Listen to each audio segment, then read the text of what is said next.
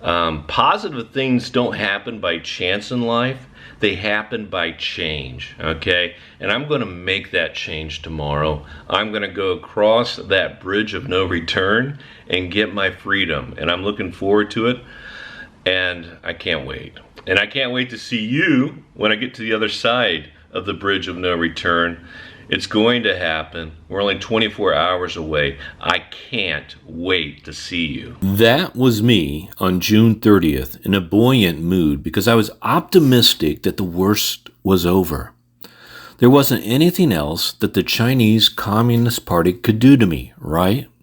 I remember advising my close friend, you better not get a connecting flight inside China to go back to the United States of America because they will harass and molest you in any way they want. There are no morals or sense of decency with Chinese customs officials. You had better take the direct flight out of China from Shenyang. Korean Air Flight 832 was the easiest way to exit the People's Republic of China. Boy, I was pretty naive. There is no easy way out of China in 2022. I had totally underestimated just how miserable of a send-off the Chinese Communist Party could pull off. This was their send-off to me, an expat who had called China home for almost 10 years. The first thing I remember was I was only getting about 2 hours of sleep. The flood waters rolled in early that July 1st morning. It was Mother Nature's way of telling me that nothing was going to come easy on this day. The flood waters grinded Shenyang traffic to a halt on this July 1st day. Immediately, peace of mind was replaced by fear. I realized there was a very real chance I might end up like many other expats who had booked a flight but never made it to the airport. After about an hour of delays, I finally did reach Shenyang Takshan Airport. But my problems were only just beginning. Once at the airport, the mind games began. They had been requiring everyone to have a nasal swab test 24 hours before departure in the weeks leading up to July 1st. However, then the U.S. State Department in June declared it was no longer necessary for Americans returning home. So then I posed the question to Airport Public Relations in Shenyang. Did we still need a nasal swab test? They responded with no direct response. They just simply left it. They would do what they wanted with me when I arrived at the airport. There were no standards or protocols. This was China. In contrast, I asked the South Korean airport in Incheon if I needed a nasal swab to get my connecting flight to JFK, and the person at their help desk was very prompt and told me, no, it was perfectly okay for me to get my connecting flight in Incheon without the nasal swab test. That phone call only took 2 minutes. However, I spent hours on the phone with the Shenyang airport, and I had Chinese friends and co-workers on the phone for hours with the Shenyang airport, and I couldn't get a coherent answer out of any decision makers. As a result, I wasted my last day in China at a hospital getting lots of bad directions around a massive hospital. A lot of people were annoyed to be dealing with a lost foreigner in their hospital. However, I got the test done. So I arrived at the airport in Shenyang with my 24-hour nasal swab negative test result, and as you might guess, they didn't ask for it at any point throughout the ordeal.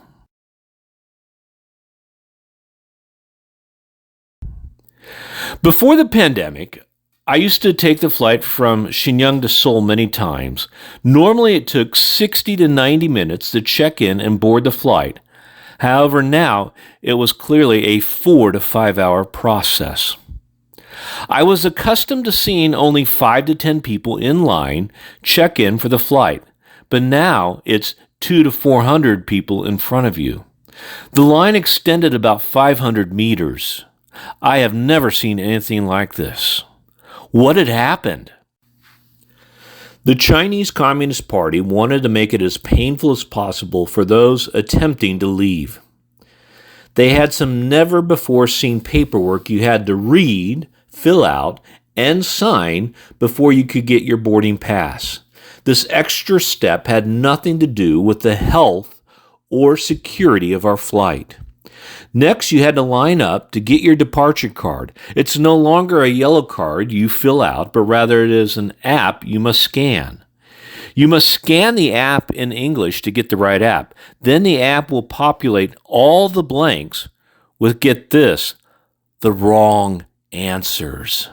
So you have to go through and correct all the errors on this app that they've made for you, or else you're lying to them, the government. While you're filling out your departure card, you're usually getting bumped around by other people who are also trying to scan their phones to start filling out their own departure card. It is total chaos, and be prepared to take a few elbows in the ribs. The next activity is entering the international wing of the airport, and this is where all the Orwellian fun begins. You are greeted by a group of people in white hazmat suits.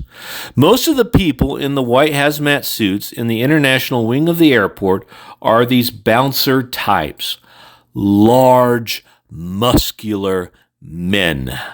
I saw some of the largest muscular men I've ever seen in China here in the international wing of the airport. I don't think it's a coincidence. They might be military. They then look at your departure card and say you're okay to go. You then enter the Matrix red laser light activity. First, they ask you to approach the desk from 30 meters. Then they ask you to take one step forwards, and then they ask you to take one step backwards, and then they ask you to take one step forward, and then they ask you to take one step backwards, and then they ask you to take another step forward, and then they ask you to walk backwards for 30 meters. Then they ask you to tippy-toe towards the red laser light.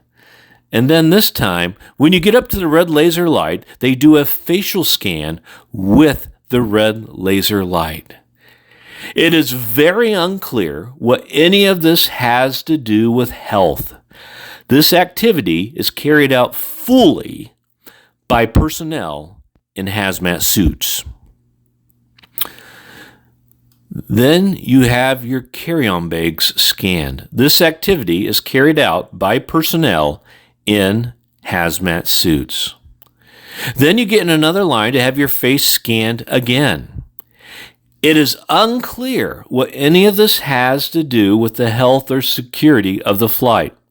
This activity is carried out fully by people in hazmat suits. Then you have to get in another line, and then they scan your face again, and then they ask you questions about what you've actually been doing in China, or where have you been working, and things like that. This line takes longer and usually requires about 20 minutes to pass through. This activity is carried out by personnel in hazmat suits. Then you get another line, and they do another facial scan on you before allowing you to proceed to actually have your carry-on bags checked a second time. Once again, this activity is fully carried out by people in hazmat suits. The question has to be asked, why do they need to do 4 facial scans of your face before you leave the country? There is a reason for it. And I can assure you they're not doing it because I'm so handsome. They're up to something huge, and will probably map this data out into some global endeavor. They then run your bags through an X-ray machine, and this is where they wand you, checking you for metal objects. This activity is carried out by people in hazmat suits. At this point, you think you're in the clear, but you're not. Another person in a hazmat suit blindsides you by requesting to see your boarding pass as if nobody has seen it before. It is not clear what this check has to do with health or security. Once you are through, you can't relax and go get a drink or some food because nothing is open. Everything is closed. The draconian pandemic restrictions have killed off all business in the international wing of the airport. They really deserve an Oscar for the hazmat suit show they put on throughout the international wing of the airport.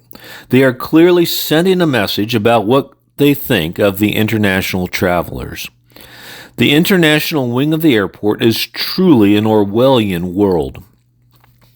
It is important to point out that there would be no hazmat suits for the passengers flying domestically inside China to other Chinese cities. This was special treatment for the passengers flying internationally. All of us on Korean Air Flight 832 had been living in China and abiding by China's rigid COVID laws for months. We had not been outside the country.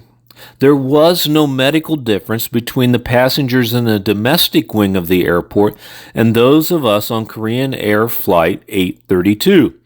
However, there was a difference politically in the minds of the Chinese Communist Party.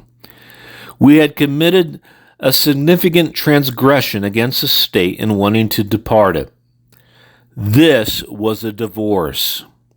We were like a battered and abused wife leaving a drunken husband. They could snap and go violent on us at any moment. It was a very tense standoff that went on 4 to 5 hours. It was one of the happiest walks of my life, walking down the walkway ramp to freedom. Once I saw those smiling faces at the entrance of Korean Air Flight 832, I knew I was free. Interestingly, the Korean Air flight attendants told me about their experience. They too were sent the message that they are foreign dogs. The pilots and flight attendants were kicked off their own airplane and made to go wait in the basement of the Shenyang Tokshin Airport for the 4 to 5 hours while they harassed the departing passengers on the floor above them. Not surprisingly, all the Korean Air personnel seemed relieved when they finally got back to Incheon. Honestly, once we reached Incheon, the drama was pretty much over. I knew I was safe. I knew I was with the people who shared my values. I knew I was not going to be sent to some gulag prison for having a bad COVID test. The world still has many good people, and I'm not going to let a bad experience over the last 2 years in the People's Republic of China spoil my appetite for international travel. I still have a lot more living and traveling to do. I will be on the road again. I am free. Free. I could not be any happier. I have reached the land of the free, South Korea.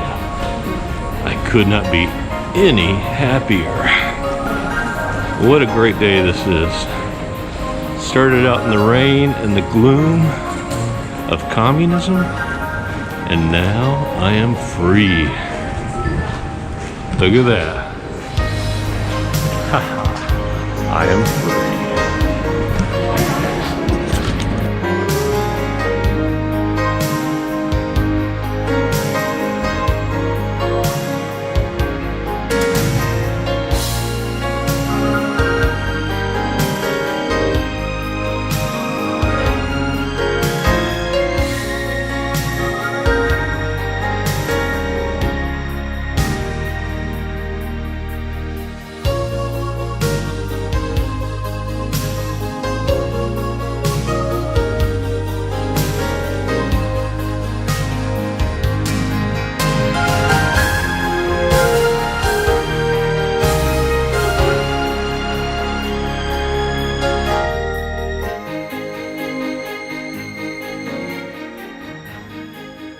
Greetings from the great state of North Carolina. That's where I'm at now. I'm now in North Carolina.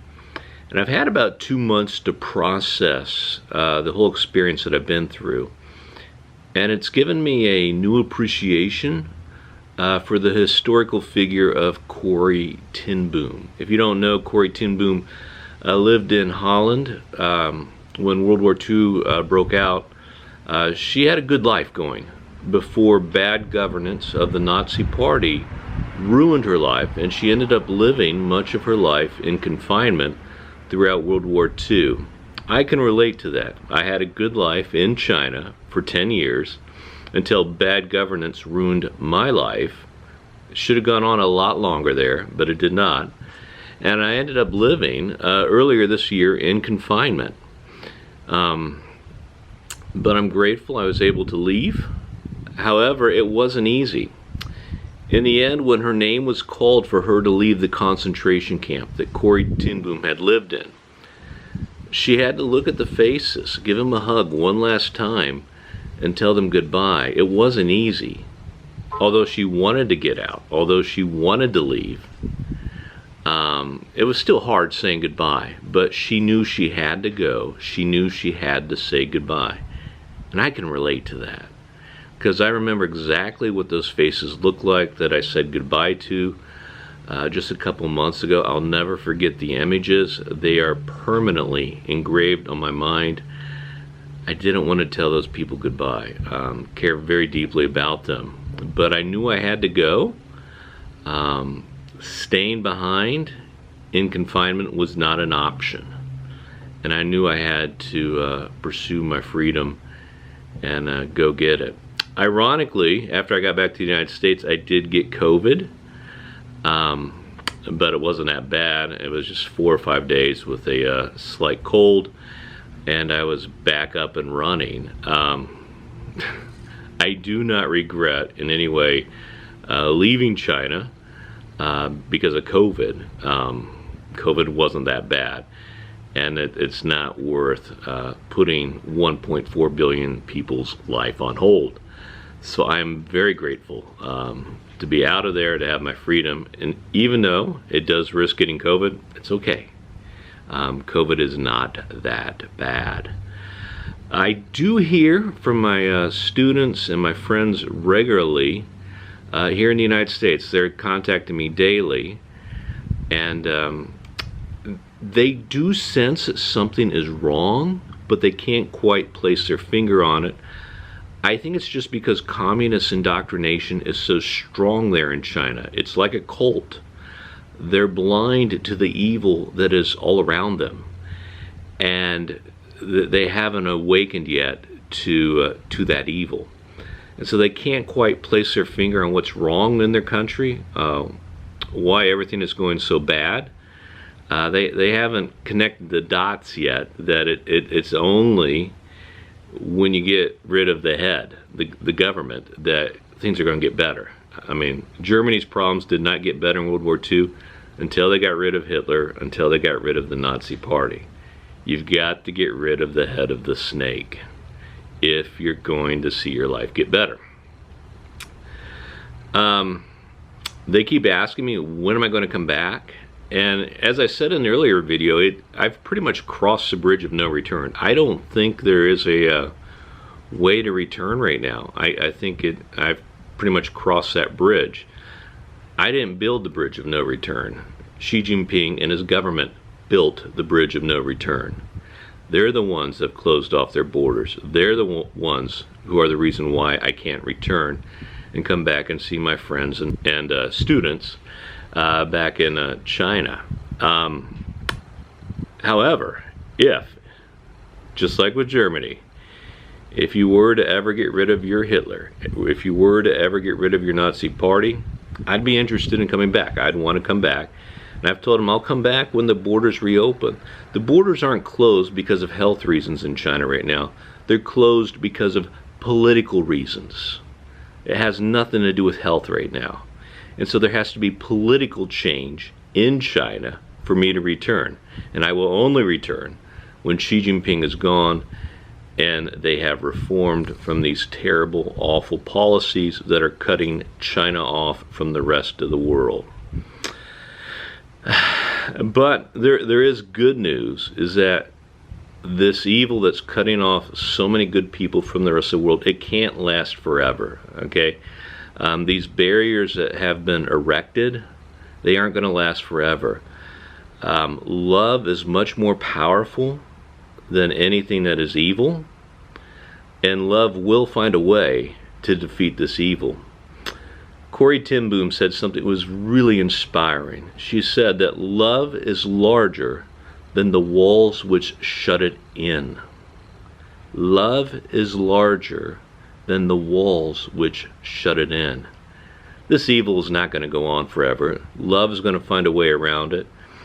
And those of you I care so much about in China, we will find a way around this, okay? Stay inspired, stay hopeful. Things will get better someday. It's not going to always be like this.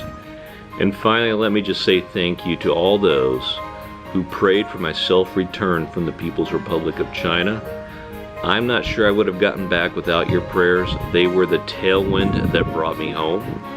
So thank you so much for remembering me. I know there's a lot of you out there praying I would get home. And just remember, stay positive, stay strong, and that love is larger than the walls that shuts it in.